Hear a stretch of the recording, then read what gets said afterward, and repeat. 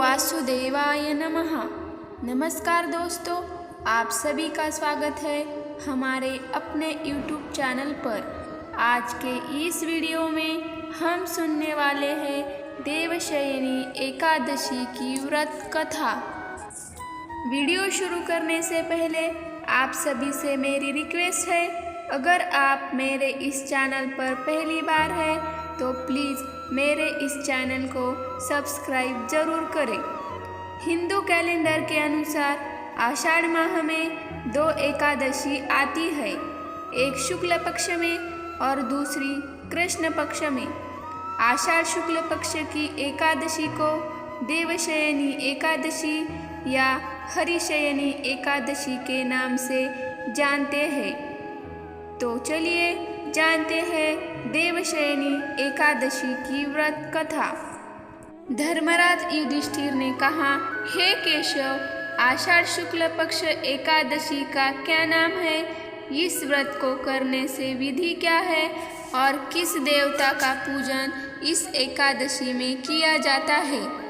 भगवान श्री कृष्ण कहने लगे, हे युधिष्ठिर, जिस कथा को ब्रह्मा जी ने नारद जी से कहा था वही मैं तुमसे कहता हूँ।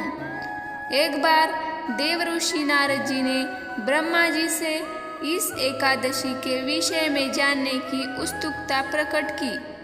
तब ब्रह्मा जी ने उन्हें बताया, सतयुग में मानधाता नामक एक चक्रवर्ती सम्राट राजा राज्य करते थे। उनके राज्य में प्रजा बहुत ही सुखी थी, परंतु भविष्य में क्या हो गया यह कोई नहीं जानता। अतः वे भी इस बात से अनभिन्न थे कि उनके राज्य में शीघ्र ही भयंकर अकाल पड़ने वाला है। उनके राज्य में पूरे 3 वर्ष तक वर्षा न होने के कारण भयंकर अकाल पड़ा। इस अकाल से चारों ओर त्राही त्राही मच गई। धर्म पक्ष के यज्ञ, हवन, पिंडदान, कथाव्रत आदि में कमी हो गई।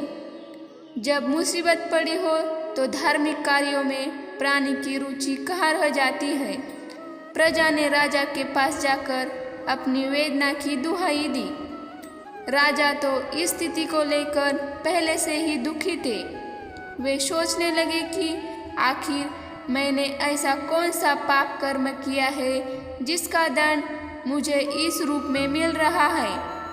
फिर इस कष्ट से मुक्ति पाने का कोई साधन करने के उद्देश्य से राजा सेना को लेकर जंगल की ओर चल पड़ी। वहां विचरण करते करते एक दिन वे ब्रह्मा जी के पुत्र अंगिरा ऋषि के आश्रम में पहुँचे और उन्हें साष्टांग प्रणाम किया। ऋषिवर ने आशीर्वचनोपरांत कुशल क्षेम पूछा। फिर जंगल में विचरने व अपने आश्रम में आने का प्रयोजन जानना चाहा। तब राजा ने हाथ जोड़कर कहा, हे महात्मन, सभी प्रकार से धर्म का पालन करता हुआ भी मैं अपने राज्य में दुर्भिक्ष का दृश्य देख रहा हूँ। आखिर किस कारण से ऐसा हो रहा है? कृपया इसका समाधान करें। यह सुनकर महर्षि अंगिरा ने कहा, हे राजन, सब युगों से उत्तम यह सतयुग है। इसमें छोटे से पाप का भी बड़ा भयंकर दंड मिलता है। इसमें धर्म अपने चारों चरणों में व्याप्त रहता है। ब्राह्मण के अतिरिक्त किसी अन्य जाति को तप करने का अधिकार नहीं है, जबकि आपको राज्य में एक शूद्र तपस्या कर रहा है। यही कारण है कि आपके राज्य में वर्षा नहीं हो रही है। जब तक वह काल को प्राप्त नहीं होगा तब तक यह दुर्भिक्ष शांत नहीं होगा। दुर्भिक्ष की शांति उसे मारने से ही संभव है। किंतु राजा का हृदय एक निरपराध शूद्र तपस्वी का शमन करने को तैयार नहीं हुआ। उन्होंने कहा, हे देव, मैं उस निरपराध को मार दूं, यह बात मेरा मन स्वीकार नहीं कर रहा है। कृपा करके आप कोई और उपाय बताइए। महर्षि अंगिरा ने बताया, आषाढ़ माह के शुक्ल पक्ष की एकादशी का व्रत करें। इस व्रत के प्रभाव से अवश्य ही वर्षा होगी। राजा अपने राज्य की राजधानी लौट आए और चारों वर्णों सहित पद्मा एकादशी का विधि पूर्वक व्रत किया। व्रत के प्रभाव से उनके राज्य में मूसलधार वर्षा हुई और पूरा राज्य धन धान्य से परिपूर्ण हो गया। ब्रह्मवैवर्त पुराण में देवशयनी एकादशी के विशेष महात्म्य का वर्णन किया गया है।